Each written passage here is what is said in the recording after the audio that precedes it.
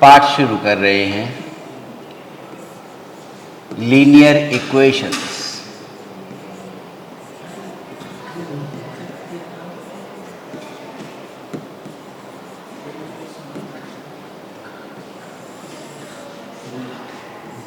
Two variables,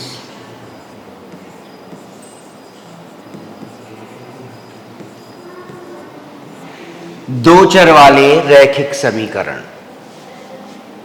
अब आराम से सुनिए जरा। दो चर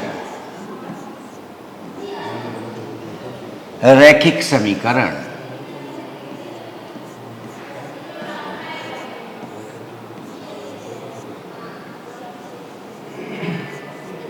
दो चर वाले रैखिक समीकरण।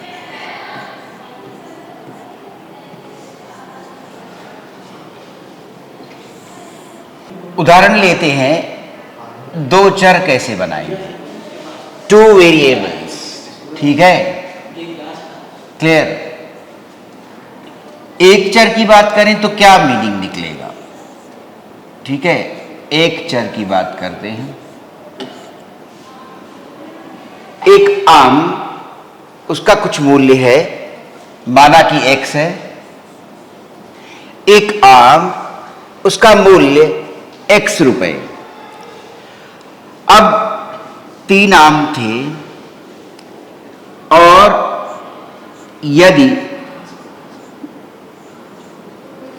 पूरा मूल्य 15 रुपए है तो एक चर वाला रैखिक समीकरण तैयार हो गया। क्या कि एक आम का मूल्य बताइए, ऐसे ना। ये एक चर वाला रैखिक समीकरण आसानी से इस घटनाक्रम का उत्तर दे देगा। क्या एक आम का मूल्य अज्ञात है, तीन आम है और कुल मूल्य 15 रुपए है। ये तो एक चर वाला रैखिक समीकरण यूं बन गया।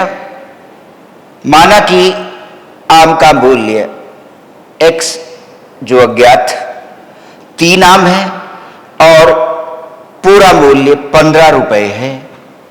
तो माना कि एक आम का मूल्य x रुपए है, तीन आम है, पूरा मूल्य 15 रुपए है। यही तो बनी इक्वेशन।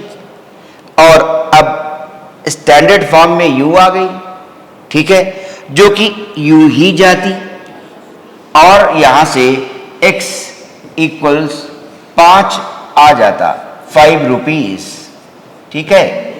एक चर वाला रैखिक समीकरण आपने देखा किस घटनाक्रम की व्याख्या कर रहा है।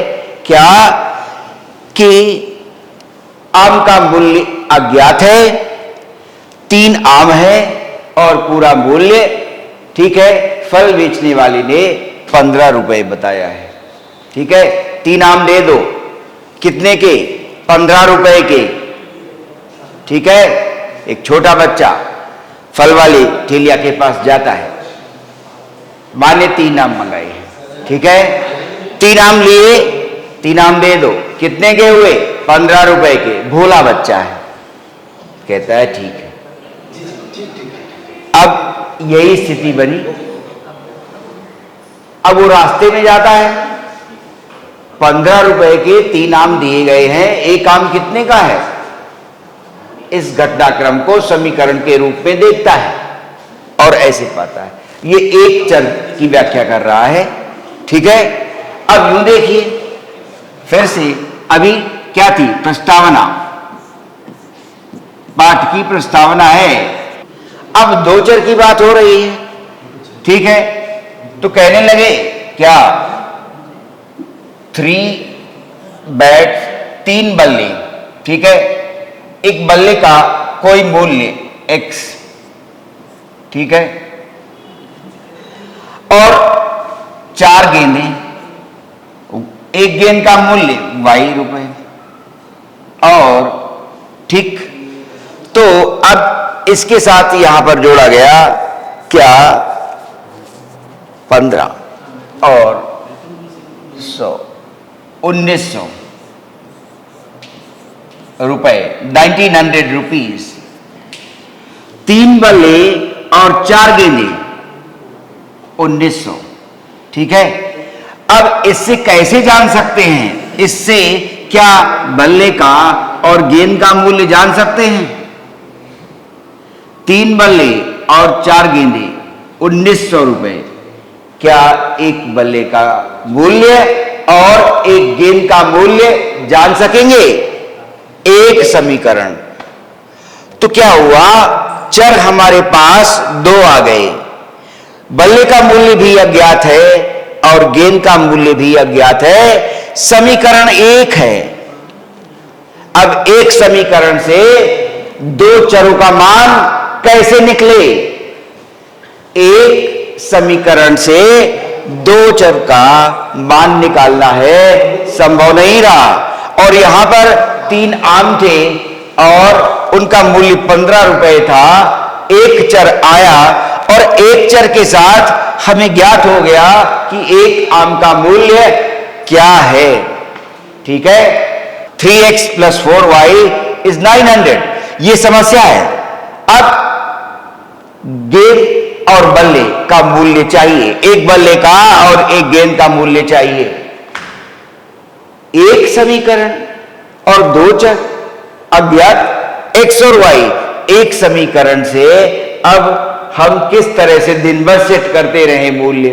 ठीक है, चलो इतना ले लेते हैं, चलो इतना ले लेते हैं, ऐसा एक समीकरण से 2 चर ज्ञात करना यहां मुश्किल हो गया। ठीक है, तो 2 चर वाले रैखिक समीकरण में जो सवाल बन रहा है वो इस तरह का है, क्या कि अब एक अगर समीकरण और हो और वो फिर से कह दे, ठीक है, क्या कि ये अगर ऐसा मान लें कि अब 2 बल्ले, ठीक है, और 3 गेंदें, इनका मूल्य भी दे दिया गया। ठीक है, क्लियर? ये उन्होंने कहा ये 1300 रुपए है। ठीक है, तो 3 बल्ले, ठीक है, और 4 गेंदे 1900, 2 गेंदे, 2 बल्ले और 3 गेंदे 1300 रुपए।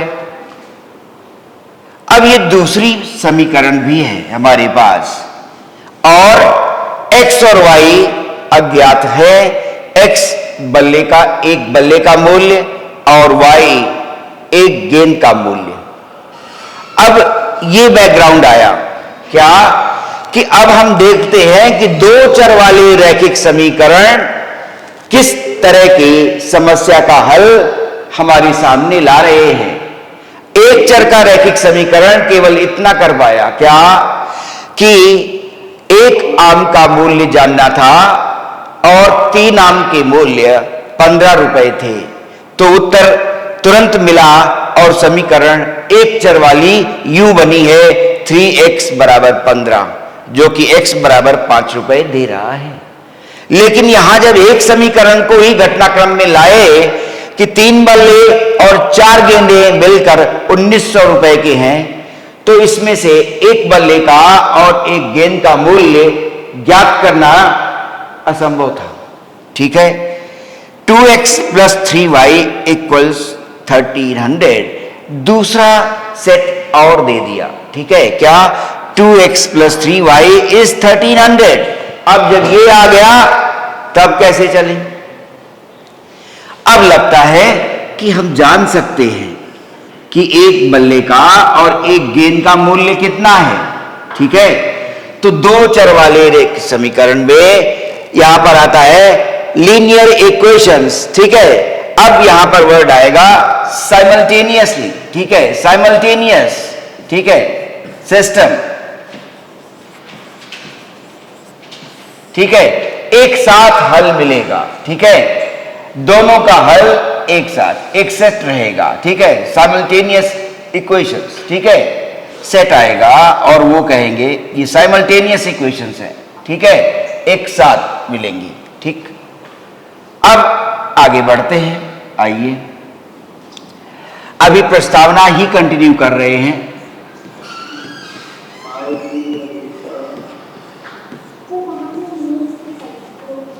अभी प्रस्तावना कंटिन्यूड है, ध्यान रखिएगा। तो कैसा लिखा हम लोगों ने, स्टैंडर्ड फॉर्म में इक्वेशन कैसी बनी, हमने देखा कि हमने लिखा था 3x प्लस कुछ भी, अब वो पीछे का उदाहरण ले या न ले, 3x plus 4y is 1900, 3x plus 4y is 1900, ठीक है। इसको आसानी से लिखा 3x plus 4y minus 1900 is equal to 0। तो standard form of linear equation, standard form क्या आएगा उसे देखते हैं। ax plus by plus c equals 0। a x का गुणांक y के साथ गुणांक आया b, और जिसमें चर नहीं है, जिस पद में चर नहीं आया हुआ है वो कांस्टेंट टर्म c है। देखो ध्यान से, x का गुणांक 3, y का गुणांक 4 और कांस्टेंट टर्म माइनस 1900, इस तरह से कंपेयर करेंगे, ठीक है। अब फिर से यदि दूसरा सेट लाएं, ठीक है, एक इक्वेशन और ले आए, साइमल्टेनियस लीनियर इक्वेशंस इन 2 वेरिएबल्स, ठीक है। तो हमने देखा कि एक केस लिया गया, और एक केस जो लिया गया था, ठीक है, एक केस जो लिया गया कौन सा, 3x plus 4y is equal to 1900, इससे x और y का मान प्राप्त नहीं हो सका, ठीक है, क्लियर। तो हमें दूसरे समीकरण की व्यवस्था करनी पड़ी कि x और y का मान ज्ञात हो जाए, ठीक है। तो दो दशाएं और दो स्थितियां, दो चर, ठीक है, दो स्थितियां और दो चर, ठीक है। फिर हमें दूसरी इक्वेशन लानी पड़ी, और अब वहां से ये पृष्ठभूमि में आता है कि हम इनका मान x और y का मान ज्ञात कर सकते हैं, ठीक है। तो अगर इसे a1 और b1 और c1 मान लें, तो दूसरा सेट आ रहा है a2x और b2y plus c2 is equal to 0। ये है साइमल्टेनियस लीनियर इक्वेशंस इन 2 variables, standard form. Standard form में पहली इक्वेशन के लिए, गुणांकों के लिए और कांस्टेंट टर्म के लिए सबस्क्रिप्ट 1 यूज किया गया, a1 b1 c1, और दूसरी इक्वेशन के लिए सबस्क्रिप्ट 2 यूज किया गया, a2 b2 एंड c2। ये स्टैंडर्ड फॉर्म था, ठीक है, जब हम दो चर वाले रैखिक समीकरण पढ़ेंगे, ठीक है। अब इनका हल निकालने की कोशिश की जाए, ठीक है, कि हल कैसे निकालें। तो हल में ग्राफिकल एनालिसिस हो सकता है और एल्जेब्रिक मोड हो सकता है, ठीक है, आलेख एक, ठीक है, और बीजगणितीय तरीका, ठीक है, एल्जेब्रिक, ठीक है, सॉल्यूशन। तो आलेख जो बनाएंगे, ग्राफ जो बनाएंगे, ठीक है, और फिर उससे हल निकाल सकते हैं, ग्राफिकल मेथड, ठीक है, आलेख, ग्राफिकल मेथड।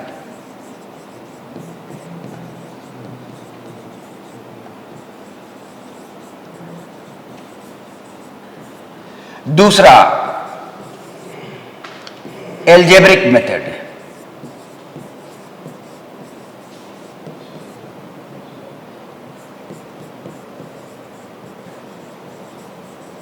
ठीक है, फॉर गेटिंग द सॉल्यूशन।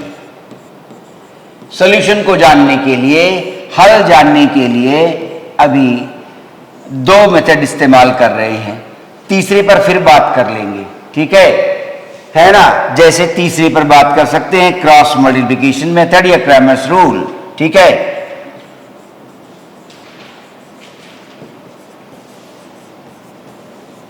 है ना।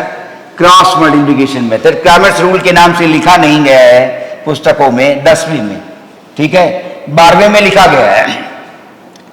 क्रैमर्स रूल आया cross multiplication method, common name cross multiplication method.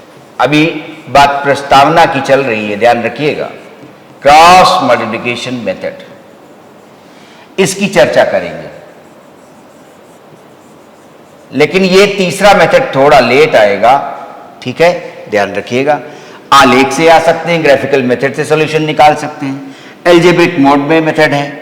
तो पहला काम दूसरे मेथड पर होगा, ठीक है, पहला काम दूसरे मेथड पर करने जा रहे हैं, ठीक है। चलिए आइए एक इक्वेशन उठाते हैं, उदाहरण ले रहे हैं हल, कैसा, एल्जेब्रिक मोड का, है ना, बीजगणितीय विधि।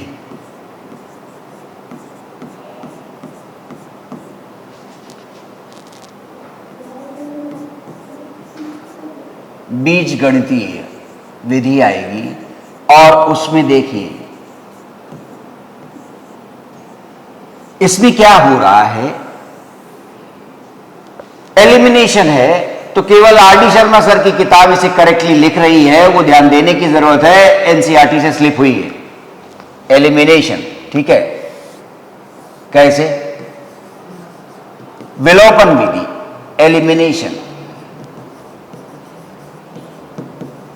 विलोपन की बात आएगी, एक चर का विलोपन, ठीक है, विलोपन विधि, विलोपन कैसे विलोपन करेंगे उसको देखना है, एलिमिनेशन मेथड। तो एलिमिनेशन मेथड में हमारे पास दो विधियां हैं।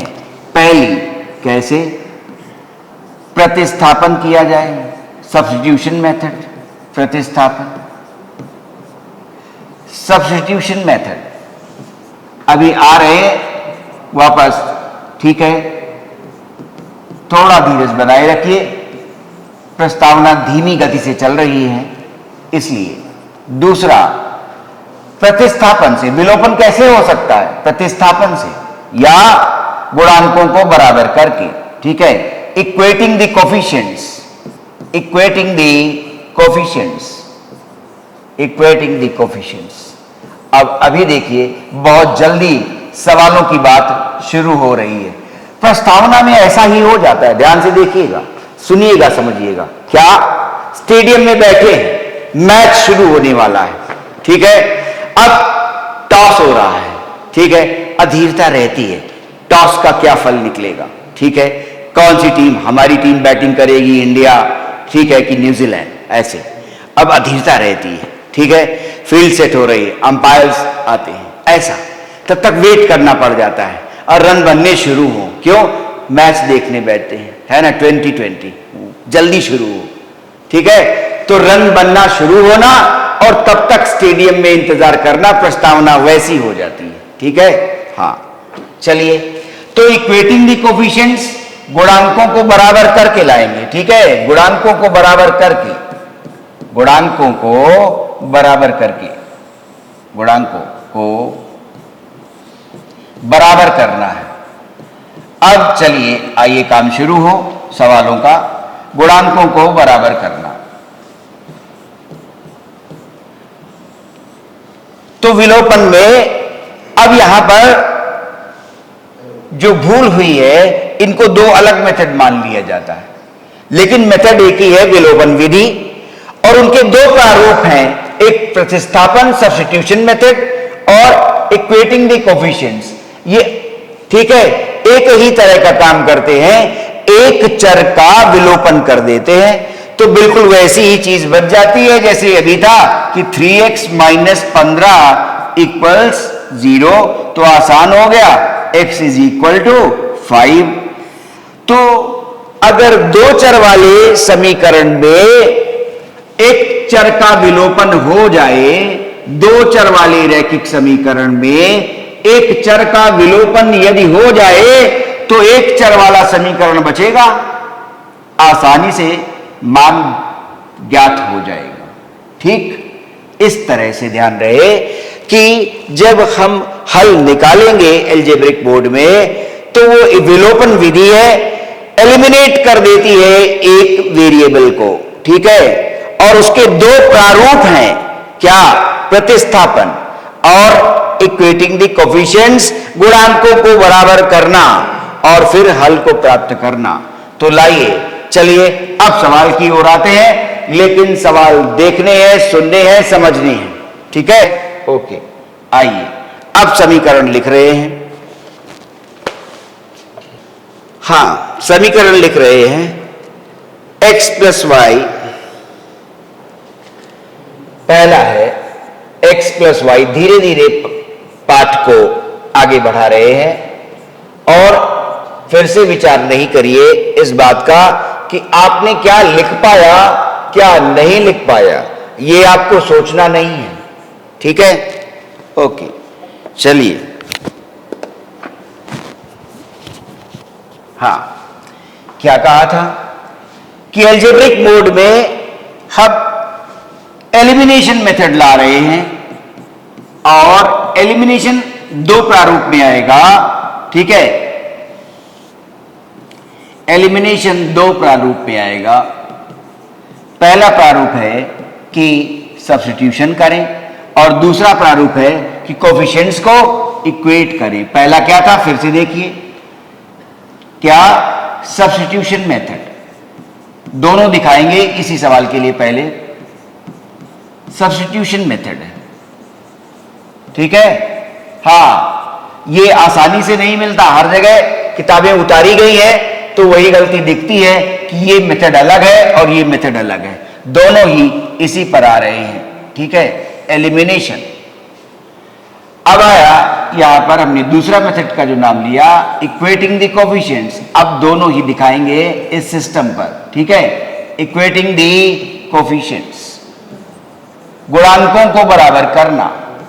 ठीक है, गुणांकों को बराबर करना। ठीक है, चलिए अब देखते हैं। सब्स्टिट्यूशन मेथड प्रतिस्थापन करेगा। ठीक है, प्रतिस्थापन। तो आपका जैसा मन कहे, आप अपनी आदत बनाएंगे, अपने रास्तों पर मोड़ कैसे रहते हैं और अपने रास्तों पर अपने ढंग से, अपने अंदाज में अपनी सवारी को चलाना और उसकी आदत होना दुर्घटनाओं को कम करता है। क्लियर है ना? अपनी आदत को निश्चित कर ही रखना। ठीक है, डेफिनेट करके रखना। तो वही, अगर आपको वाई पसंद है कि आप वाई एलिमिनेट कर देते हैं, आप अपनी आदत बनाइए कि एक्स को एलिमिनेट कर देते हैं। वो आपकी अपनी खुद की आदत होनी चाहिए। ठीक है, किसी की नकल की हुई आदत नहीं होनी चाहिए। ठीक है, अपनी आदत जो आपको पसंद आए। वाई एलिमिनेट करना अच्छा लगता है, वाई एलिमिनेट करिए। सिचुएशनली अगर एक्स एलिमिनेट करना पसंद आ रहा है तो एक्स को एलिमिनेट करिए। तो ऐसे आया विलोपन, है ना, विलुप्त करना है, एक वेरिएबल को मिटा देना है, विलुप्त कर देना है, एलिमिनेशन, विलोपन। ठीक है, आराम से देखिए जरा, एलिमिनेट कर देंगे कैसे। फ्रॉम फर्स्ट इक्वेशन हम लिखेंगे, फ्रॉम द फर्स्ट इक्वेशन। क्या आया, आपकी जैसी आदत। ठीक है, क्लियर। क्या y एलिमिनेट करना चाहते हैं तो y एलिमिनेट कर लीजिए। चलिए, y बराबर क्या आया, 14 माइनस एक्स। ठीक है, अच्छा, अब क्या कहेंगे, इसी को दूसरी इक्वेशन में रख देंगे। पहली इक्वेशन से निकाला है, पहली में तो नहीं रख सकते, वो तो वेरीफाई हो जाएगी। अब पहली इक्वेशन से हमने y का मान x के टर्म्स में निकाला है। अब y अगर यहां रख देंगे तो इस सब्स्टिट्यूशन मेथड का उद्देश्य ही यही है कि एलिमिनेशन हो जाए, एक वेरिएबल, एक चर मिट जाए, हट जाए। तो देखिए जरा, y बराबर 14 माइनस एक्स यहां रख रहे हैं, पुटिंग इन सेकेंड, दूसरी में रख दिया। क्या, y का मान 14 माइनस एक्स, x पहले माइनस y का मान 14 minus x is equal to 4। Alright, क्या आया, इस माइनस साइन का विशेष ध्यान। ब्रैकेट के पहले अगर ऋणात्मक है, सावधान, सजग। ब्रैकेट के पहले ऋणात्मक चिन्ह है, सावधान और सजग। ठीक है, कितना आया, साइन बदल गया, -1 मल्टीप्लाई हो गया 14 में, -14, माइनस एक्स और माइनस फिर से। ठीक है, माइनस इंटू माइनस आप लिखते आए हैं प्लस। ठीक है, हाँ, तो वो ध्यान रहे कि माइनस इंटू माइनस को आप प्लस लिखते आए हैं, ये यहां ना भूलें, नहीं गलती हो जाएगी। ठीक है, ये आ गया बराबर कितना 4, x plus x is 2x, और नंबर्स एक तरफ वेरिएबल्स एक तरफ, -14 उधर गया 18 हो गया, x बराबर 9 हो गया। जब x का मान पता चल गया तो y का मान पहले से मालूम है, therefore y will be 14 minus x, that is 9। ठीक है, कितना आ गया 5 आ गया।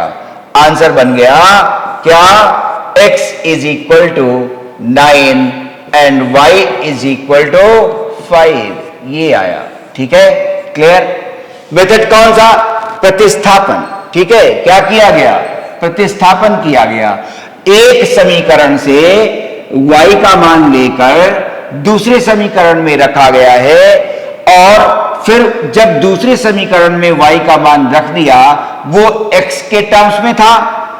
दूसरी इक्वेशन दो चर की जगह एक चर में बदल गई, और वो आ गए क्या, x minus 14 plus x is equal to 4।